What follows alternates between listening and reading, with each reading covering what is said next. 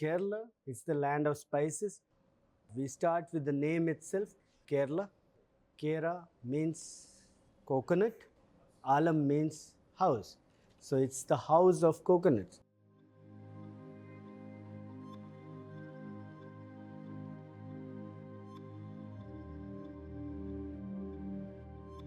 Namaste.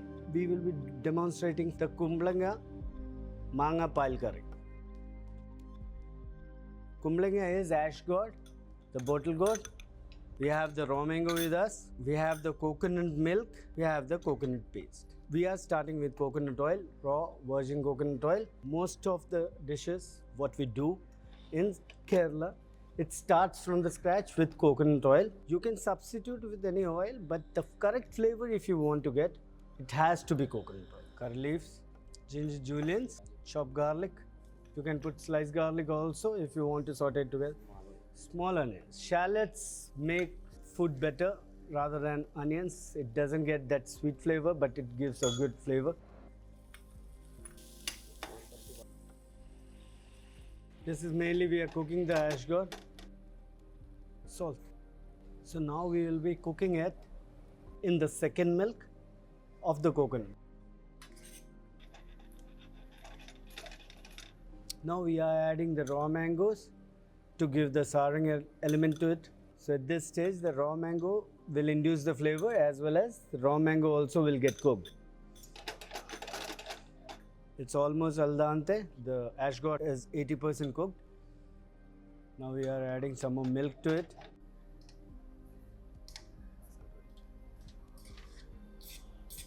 Now we are adding the coconut paste. It's just grated coconut pasted with warm water. Now you have to be careful that you have to keep it on a simmered flame. You cannot keep it on a high flame, elsewise the milk will split. Now once it is cooked, you have to check like the ash god is cooked. Now you add the first coconut milk. So now it's done.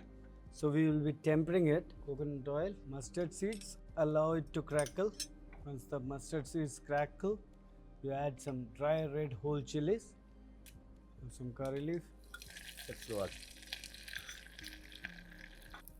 and some shallots, sliced shallots. Most of the dishes in Kerala, we add temperate. Only few dishes in Kerala you will find without a temperate. Like mustard seeds, red chili whole, curry leaves are a must for every dish. This is the Kumbalanga Paal Curry.